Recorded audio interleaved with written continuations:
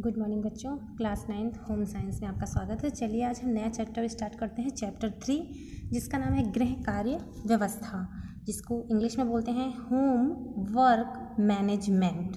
फिर से याद कर लीजिए, होम वर्क मैनेजमेंट। होम मतलब गृह, वर्क मतलब कार्य और मैनेजमेंट मतलब व्यवस्था। चलिए अब स्टार्ट करते हैं। सबसे पहले हम देखेंगे कि गृह कार्य व्यवस्था क्या है।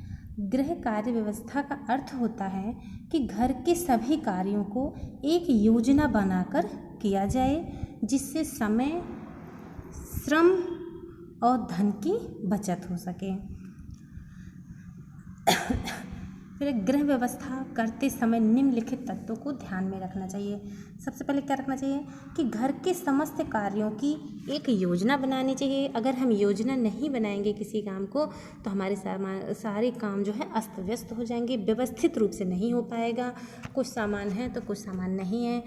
तो हमें सबसे पहले काम है कि हमारा सबसे पहला कर्तव्य बनता है कि अगर हम कोई भी काम करते हैं तो हमारी जो व्यवस्था, जो हमारा मैनेजमेंट है वो बिगड़ने ना पाए, इसलिए हमको एक योजना बनाकर काम करना चाहिए।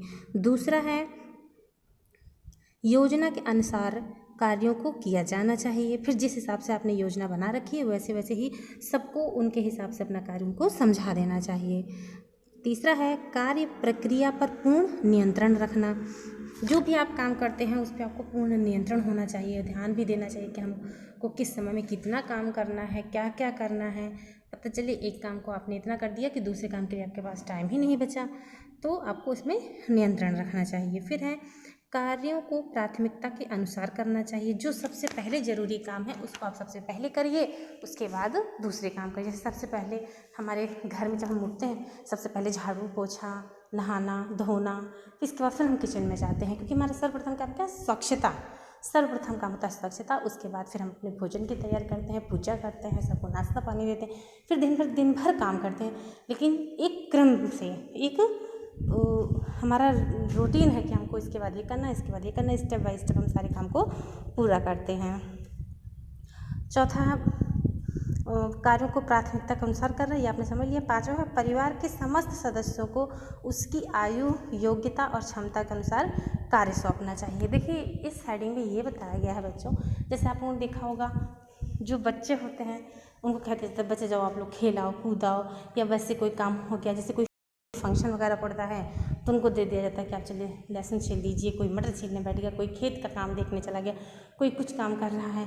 बूढ़े बुजुर्ग हैं वो द्वार पे बैठे बैठे यही एक काम कर देते हैं कि जो गेस्ट आते हैं उनके सम्मान में रहते हैं, उनके साथ उनको समय देते हैं, बातचीत करते हैं, उनको अनुभव रहता है हमको कैसे काम करना है, कैसे नहीं करना है, उसके बारे में हमको जानकारियाँ देते रहते हैं।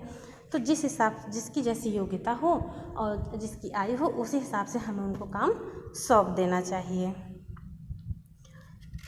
फिर है, कार्यों का वर्गीकरण। कार्यों का वर्गीकरण को 6 भागों में बांटा गया है। कौन कौन सा है? दैनिक कार्य, साप्ताहिक कार्य, मासिक कार्य, वार्षिक कार्य, सामयिक कार्य और आकस्मिक कार्य। तो सबसे पहले है दैनिक कार्य।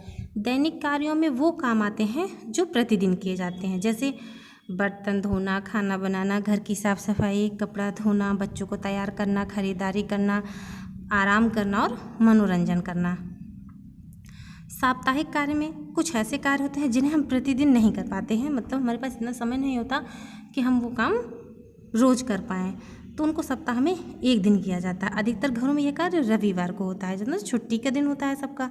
तो इसका मुख्य कारण यह होता है कि उस दिन परिवार के सभी सदस्यों की छुट्टी होती है, तो सभी से सहायता ली जा सकती है। साप्ताहिक कार्यों के अंतर्गत घर में पूरी सफाई हो जाती है, चादर बदलना, धुलने के लिए कपड़े देना, रसोई की अच्छी तरह सफाई करना, बच्चों के साथ कुछ समय व्यतीत करना, बाहर घूमने का प्रोग्राम बनाना, ये सब सप्ताह में एक दिन होता है। मासिक कार्य, कुछ कार्य ऐसे होते हैं जो हम महीने में एक दिन करते हैं, जैसे बाजार से महीने भर का राशन लाना, दूध का हिसाब करना, अखबार बिल देना, धोबी को पैसा देना, बच्चों की फीस जमा करना, टेलीफोन का बिल देना, ये सब महीने में एक दिन किया जाता है। तो इस कार्य को हम क्योंकि महीने में एक दिन करते हैं इसको, इसलिए इसको बोलते हैं मासिक कार्य। फिर चौथा है वार्षिक कार्य। ये कार्य साल में एक दिन किया जाता है, इसलिए इसको वार्षिक कार्य कहते हैं। जैसे कि घर की टूट फूट की मरम्मत, घर की पुताई, रंगाई ये सब साल भर में एक बार होता है, इसलिए इस सफाई को हम वार्षिक कार्य कहते हैं। इसमें पापड़, चिप्स, मुरब्बे, अचार बनाने आदि आते हैं।